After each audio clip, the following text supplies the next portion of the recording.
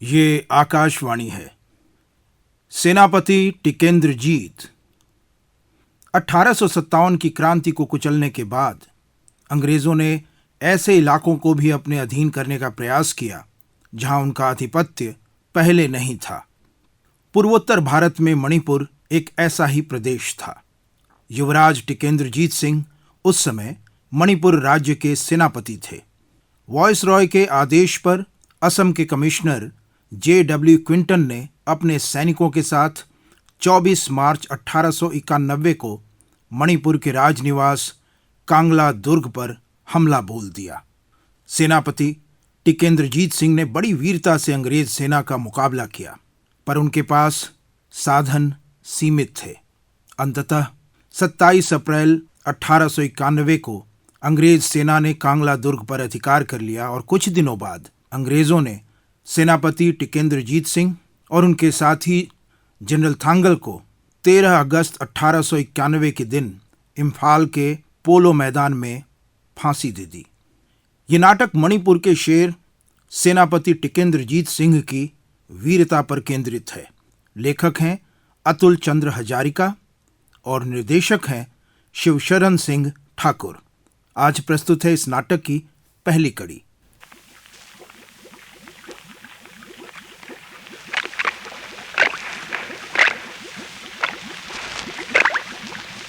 अब हम नाव से उतरे हैं, क्यों टिकेंद्रजीत?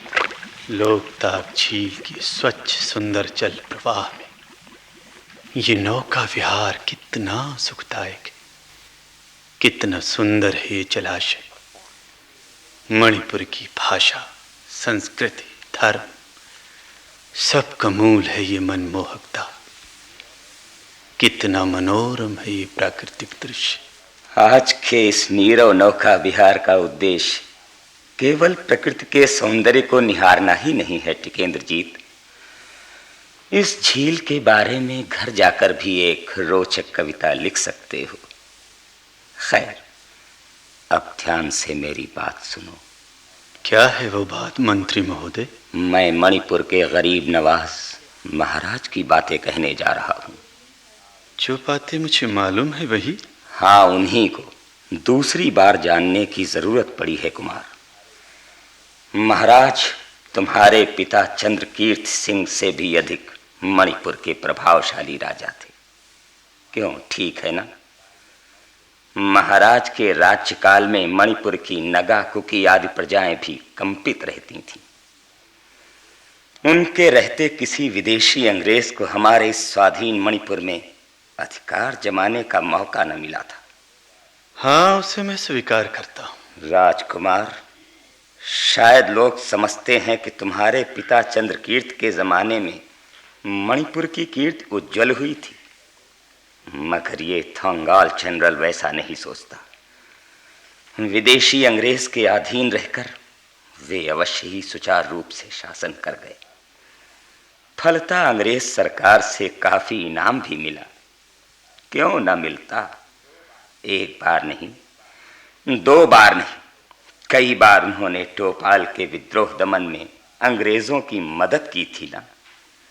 महाराज चंद्रकीर्त सिंह को भारत साम्राज्ञी महारानी विक्टोरिया ने केसीसी उपाधि दी। असम के लाट बहादुर ने दरबार सजाकर उन्हें ब्रिटिश प्रदत्त सनद उपहार स्वरूप दी। महाराज को उपाधि और सनद मिलने के अवसर पर सारा मणिपुर खुशी में डूब गया। मणिपुरी प्रजा सोचने लगी कि अंग्रेज सरकार उन्हें उन्नति के पथ पर ले जा रही है, मगर उस दिन नफरत और शर्म से इस वृद्ध थांगाल की आंखों से आंसू टपकने लगे थे। मेरी आंखों के वे आंसू किसी ने न देखे और न उन्हें समझा ही। आज भी मेरी आंखों के कोने में उनका अवशिष्ट रह गया है। तुम शायद देख सकोगे टिकेंद्रजीत। मैं सोचता हूं तुम्हारे पास आंखें हैं। मैं आपके दिल का दर्द महसूस कर सकता हूं मंत्री महोदय। विदेशी अंग्रेज की सेवा करना मैं नापसंद करता हूं, पर मैं सोचता हूं कि उनको इस राज्य में अधिकार जमाने देने का उद्देश्य चंद्रकीर्त का नहीं था। अवश्य नहीं हो सकता था। मगर वे हमेशा देश के हित से अपने हित को बड़ा समझते थे। इसीलिए अंग्रेजों की हिम्मत इतनी बढ़ी। मणिपुर की राज हवेली के अंदर वे अभिमान के साथ जम गए। फलस्वरूप मणिपुर के स्वाधीन राजा अंग्रेजों की कठपुतली बन गए। तो अब मुझे करना क्या है? वही बताने तो आज मैं तुम्हें इस एकांत में ले आया हूं। अंग्रेजों को इस राज्य में प्रश्रय देकर महाराज चंद्रकीर्त ने जो पाप किया, उनके तीसरे पुत्र सेनापति टिकेंद्रजीत को उस पाप का प्रायश्चित करना होगा। उसे पिता की भूल को सुधार मणिपुर के इतिहास की नए ढंग से रचना करनी होगी। सेनापति टिकेंद्रजीत को जरूरत पड़ने पर इतिहास के इस अध्याय को कलेजे के खून से लिखना होगा। इस विषय पर फिर सोचना पड़ेगा मंत्री महोदय। तुम कर सकोगे युवराज, मुझे यकीन है कि तुम कर सकोगे। मणिपुर का झुका हुआ सिर फिर ऊपर उठा सकोगे तुम। विदेशी अंग्रेज को इस देश से बाहर निकाल सकोगे तुम। मैं वृद्ध हो चुका हूं, दिन दिन मेरी ताकत घटती जा रही है। मणिपुर के लुप्त गौरव के उद्धार करने की जिम्मेदारी आज मैं तुम्हारे सुपुर्द कर रहा हूं सेनापति टिकेंद्रजीत। बिना सोचे समझे किसी भी काम में हाथ लगाना मुनासिब नहीं। अंग्रेजों की तुलना में हम कहीं कमजोर है, ये नहीं भूलना चाहिए। अंग्रेज आज तमाम भारतवर्ष को इस ओर से उस ओर तक क्रॉस करने आए। हमारे देश में पहले वे व्यापारी बनकर आए थे। तकदीर के बल पर वे अब राजा बनकर गद्दी पर बैठ गए। उनकी कूटनी, भेदनी और भयंकर शक्ति के समीप टिक न सकने के कारण हिंदुस्तान के सारे स्वाधीन राज्य बालों की दीवार की तरह ढह गए। ऐसी परिस्थिति में मैं अकेले कर ही क्या सकता हूं मंत्री महोदय? अभी नहीं टिकेंद्रजीत, अवसर की प्रतीक्षा करनी होगी। एक सुयोग आया था 1857 में, मगर हमने वो मौका खो डाला। मणिपुर उस मौके से फायदा नहीं उठा सका। हाँ, वो दुर्भाग्य था युवराज। वृद्ध ने उस वक्त अकेले ही मणिपुर की प्रजा के लिए देशभक्त सिपाहियों का साथ दिया था। किसी भी मणिपुरी ने साथ न दिया था। और तुम भी तो उस समय अबोध ही थे। उसे अब भूल जाइए। मणिपुर में टिकेंद्रजीत की इस घोर निद्रा का पुनराभिनय नहीं होगा। महावीर बब्रुवाहन ने यही तो एक दिन भारत विजयी अर्जुन को तीर से आहत किया था। हाँ हाँ युवराज, इस मणिपुर में ही हाथ में सिर्फ एक शस्त्र लेकर वीर टिकेंद्रजीत ने अकेले एक भयंकर बाघ को घायल कर दिया था। उसी कारण तो तुम व्याघ्र विजयी कहलाते हो। देखो युवराज, तुम्हारे हाथ व्याघ्र के खून से लिप्त हैं, और मनुष्य का खून और व्याघ्र के खून में जो स्नान करना जानता है, वो मनुष्य का खून भी पी सकता है।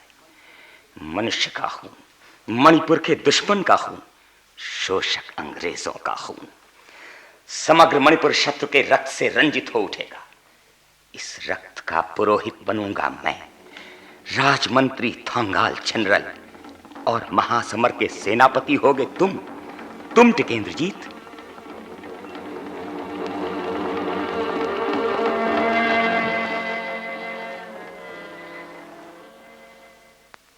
मुंशी जी। जी हुजूर। और कौन सा फाइल अब मुझे साइन करना है? जी अब और फाइल नहीं है। दिल्ली से कोई खत? नहीं सर, कोई खत नहीं आया।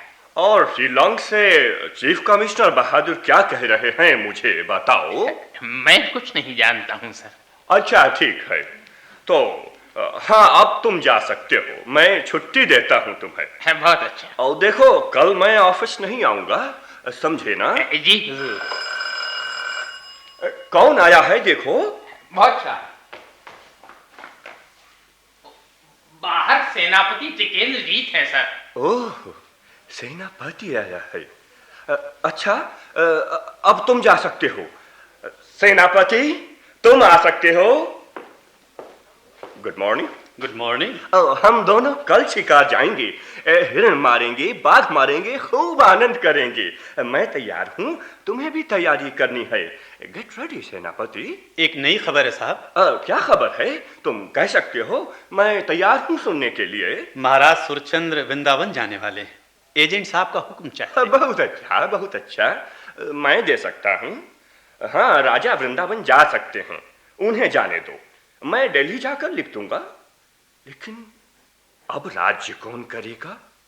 तुम मुझे बता सकते हो। मैं एक नया राजा चुनना चाहता हूँ। क्या तुम राजा बन सकोगे? मैं तुम्हें राजा बना सकता हूँ, तुम मेरे दोस्त हो। राजगद्दी की ख्वाहिश मुझे नहीं है साहब।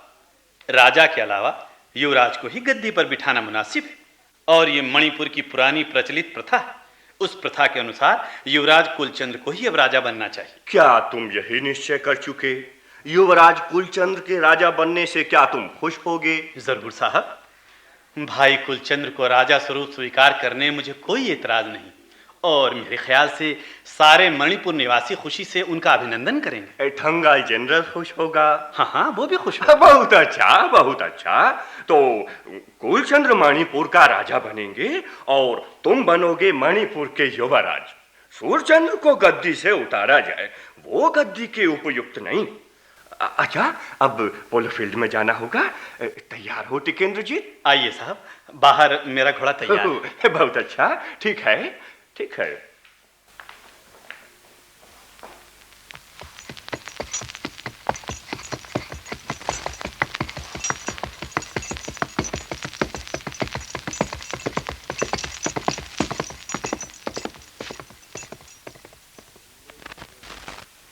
धीरे धीरे अंग्रेज हमारे सारे देश का ग्रास करता जा रहा है। मैंने सोचा था उनके हाथ से देश का उद्धार करूंगा। उसी उद्देश्य की पूर्ति के लिए एजेंट साहब के छुट्टी चले जाने पर ये वृद्ध थांगाल राजमंत्री बन बैठा था। मगर मेरे मन की बात मालूम होने में विदेशी अंग्रेजों को देर न लगी। छुट्टी के बाद मुझे मंत्री के पद से हटाकर एजेंट साहब ने सोचा कि वे खतरे से बच गए। लेकिन सर्प अपनी कमर की चोट कभी भी भूल सकता है क्या? मैं कभी नहीं भूलूंगा। राजमंत्री थंगाल जनरल क्या घर में हैं? ओहो, युवराज कुलचंद्र, तुम कैसे आए हो कुमार? पॉलिटिकल एजेंट ग्रिमुट साहब ने मुझे मणिपुर के राजा के पद पर स्थापित किया है। बड़े लाट साहब को भी शायद लिखा है। अब मैं आपका आशीर्वाद चाहता हूँ। राजा सूरचंद्र कहाँ गए हैं? वे गद्दी का भार छोड़कर वृंदावन गए। महाप्रभु श्री गौरांग के प्रेम में मतवाले होकर घर संसार भूल गए। वो उनकी वृंदावन यात्रा नहीं है कुमार, वो उनका मणिपुर से भागना है। सूरचंद्र की तरह का एक कापुरुष, डरपोक राजा मणिपुर की प्रजा की रक्षा कैसे कर सकता है? राजमंत्री थंगाल जनरल, सेनापति टिकेंद्र जीत ने मेरा पक्ष समर्थन किया है। अब वो युवराज है, हमें आपका आशीर्वाद चाहिए। आशीर्वाद अवश्य ही मिलेगा महाराज, मगर तुम्हें ये प्रतिज्ञा करनी होगी कि सूरचंद्र की तरह कापुरुष नहीं बनोगे। अवसर पड़ने पर प्रलय से भी भयंकर और वज्र से भी कठोर होना होगा। विदेशी को किसी भी क्षेत्र में प्रश्रय नहीं दोगे। मौका आने पर उन्हें सवंश ध्वंस करना होगा। कर सकोगे महाराज कुलचंद्र? अगर कर सकते हो तो सभी तुम्हारी मदद करेंगे। ये वृद्ध थांगाल जनरल, सेनापति टिकेंद्र जीत और सारा मणिपुर। बोलो, राजा की तरह राज कर सकोगे क्या? प्रयत्न से हटूंगा नहीं मंत्री महोदय। व्यक्ति के स्वार्थ से आगे है देश का स्वार्थ। बाहर मित्रता का भाव दिखाकर, दिल से मणिपुर की सेवा में लीन रहकर विदेशी अंग्रेज को मौका मिलते ही निर्मूल करना होगा। तब तो इस वृद्ध थांगाल का आशीर्वाद लेते जाओ और गद्दी पर आरोहण करो महाराज। जाओ, मणिपुर की लुप्त आजादी वापस लाने की कोशिश करो। अच्छा, तो मैं चलता हूं। भगवान हमारी मदद करे।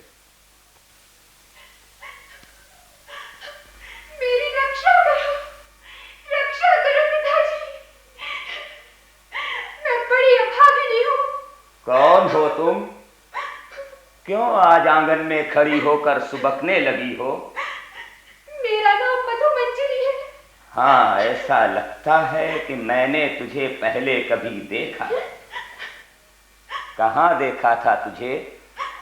ओह, शायद राजभवन में देखा होगा। हाँ पिताजी, वहीं मैं रहती थी। महाराज सूरचंद ने मुझे प्यार से वहां जगह दी थी। उनके राज छोड़कर जाते ही मैं निस्सहाय हो गई। आश्रय की खोज में भटक रही थी कि कल कोरे सिपाहियों ने। मत रो बेटी, मैं सब कुछ समझ गया। उन्होंने सिर्फ तेरा ही नहीं, सारे मणिपुर का सर्वनाश कर डाला। मैं तेरी सहायता अवश्य ही करूंगा। आपके सिवा समग्र मणिपुर में मुझे कौन आश्रय दे सकता है? मुझे आश्रय दो, तुम मेरे धर्म पिता हो। मैं कौन हूं जानती है तू? जानती हूँ, आप मणिपुर के रक्षक हैं। आप हैं राजमंत्री थंगाल जनरल। भूल कर रही हो। मणिपुर का उद्धार करने के लिए जितनी ताकत की जरूरत है, उतनी ताकत इस वृद्ध में नहीं रही। वृद्ध हो चला, कमर झुक चली, फिर भी एक बार सीधे खड़ा होना चाहता हूं। लोग कहते हैं कि मेरा जन्म नगा के परिवार में हुआ था। ये बात सच है या झूठ, ये मैं तुझसे नहीं कहना चाहता, लेकिन याद रखो, जरूरत होने पर चीते से भी भयानक बन जाऊंगा। द्वितीय पांडव भीम ने जिस प्रकार क्रूर दुशासन की छाती का खून पिया था, उसी प्रकार मैं भी मणिपुर देहता तेरे शरीर को स्पर्श करने वाले नीच पापी गोरे सिपाहियों का खून पीना चाहता हूं। लेकिन मैं मनुष्य नहीं हूं बेटी, मैं एक राक्षस हूं। मेरे हृदय में शैतान का वास है। मेरे साथ रहने पर तुझे शांति नहीं मिलेगी। अगर दुख, कष्ट, निर्यातन बर्दाश्त कर सकती हो तो आओ, मेरे पास आओ। अपनी बेटी समझकर मैं तुझे हृदय से लगा लूंगा। पिताजी, पिताजी।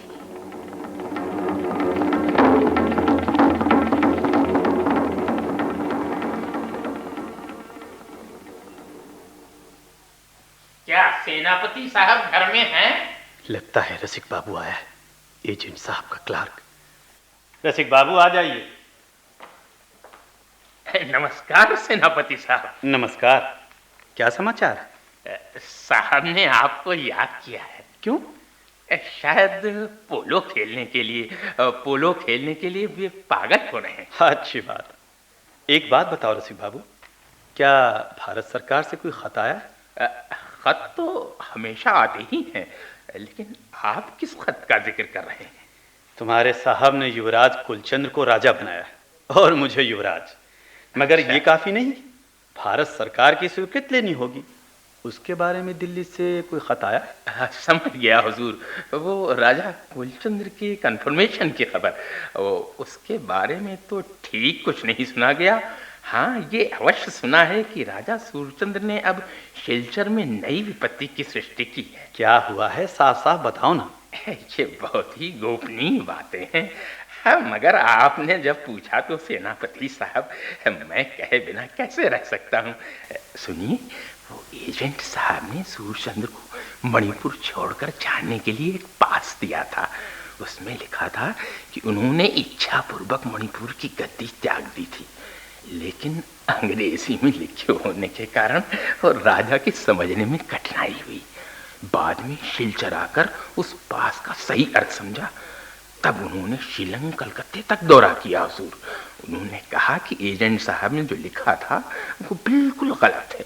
उन्होंने कभी गद्दी नहीं छोड़ी। अब भी पहले की तरह मणिपुर के राजा हैं। तो बात बहुत गंभीर है। घबराइए मत सेनापति साहब, नए राजा के आने पर ही उसका कंफर्मेशन हो जाएगा। मगर एजेंट साहब अपने ही मत को कायम रखने की कोशिश करेंगे, परंतु मैंने जो कहा उसे गोपनीय रखिएगा हुजूर। अच्छा, तुम जाओ, साहब से कह दो कि मैं अभी आ रहा हूं।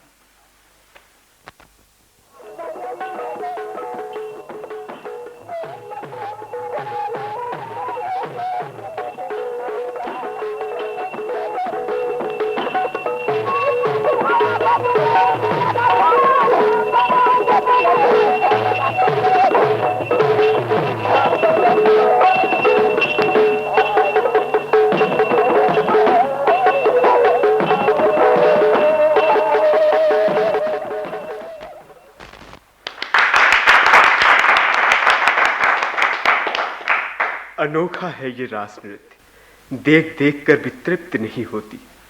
इस नृत्य के माध्यम से मानो गृह कर, राज कर, सब कुछ भूलकर भगवान कृष्ण की लीला का माधुर्य पान करता रहूं। मणिपुर का प्रत्येक नृत्य, प्रत्येक संगीत मनुष्य के मन प्राण को मतवाला करता है। मुझे तो सबसे अच्छा लगता है नगा शिकारी नृत्य। उस नृत्य के ताल लय के साथ साथ मानो मेरे जीवन के ताल लय भी मुखरित हो उठते हैं। लेकिन सेनापति, तुम्हारे दोस्त एजेंट साहब का समाचार क्या है? दिल्ली से कोई खबर आई या नहीं? इस बारे में मैं भी परेशान हूं। इतने दिनों तक भारत सरकार का इस प्रकार खामोश रहने का कारण क्या है? क्या बड़े लाट साहब मुझे राजा बनाना नहीं चाहते? एजेंट साहब की बात का विश्वास कर इस तरह बैठे रहना उचित नहीं। डरने का कोई कारण नहीं। टिकेंद्रजीत की मणिपुरी सेना परिस्थिति का सामना करने के लिए हर वक्त तैयार। नमस्कार राजा साहब, नमस्कार सेनापति साहब, नमस्कार मेजर जनरल। ये अच्छा ही हुआ कि आप लोग सभी यहाँ पर मौजूद। क्या खबर है रसिक बाबू, कोई नई खबर? जी हाँ, एक खत है, वो एजेंट साहब ने राजा साहब के पास भेजा है, पढ़कर देखिए हुजूर। तुम ही पढ़कर सुनाओ रसिक बाबू, साहब ने क्या लिखा है? सुनिए। आसाम के चीफ कमिश्नर क्विंटन साहब मणिपुर आए हैं। दरबार में वे आप सबके साथ मुलाकात करेंगे। उद्देश्य क्या है? मुझे कुछ भी नहीं मालूम। बात गंभीर ही होगी। गंभीर तो होगी ही, नहीं तो क्यों लाट साहब शिलंग से आकर मणिपुर में दरबार करते?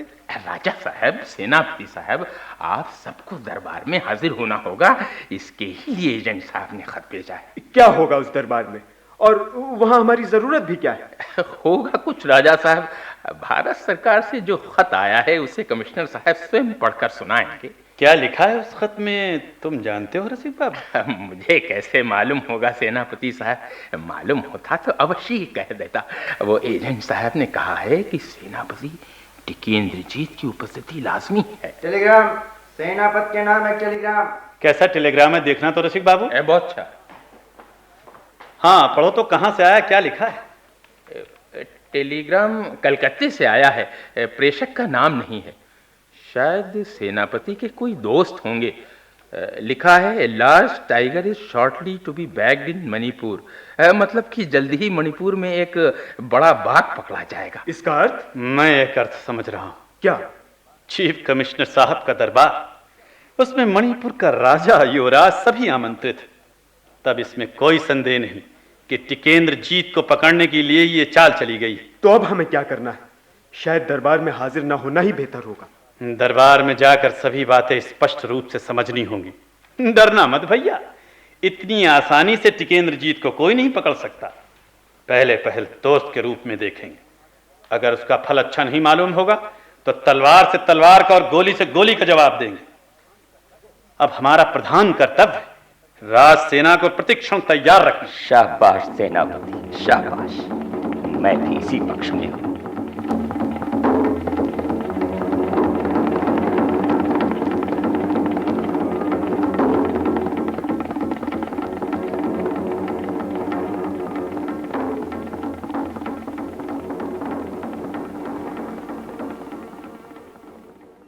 सेनापति टिकेंद्रजीत। अभी आप अतुल चंद्र हजारिका के लिखे इस नाटक की पहली कड़ी सुन रहे थे। निर्देशक थे शिवशरण सिंह ठाकुर। कल इसी समय इस नाटक की दूसरी और अंतिम कड़ी प्रसारित की जाएगी। इस नाटक की रिकॉर्डिंग हमें आकाशवाणी के ध्वनि अभिलेखागार से प्राप्त हुई।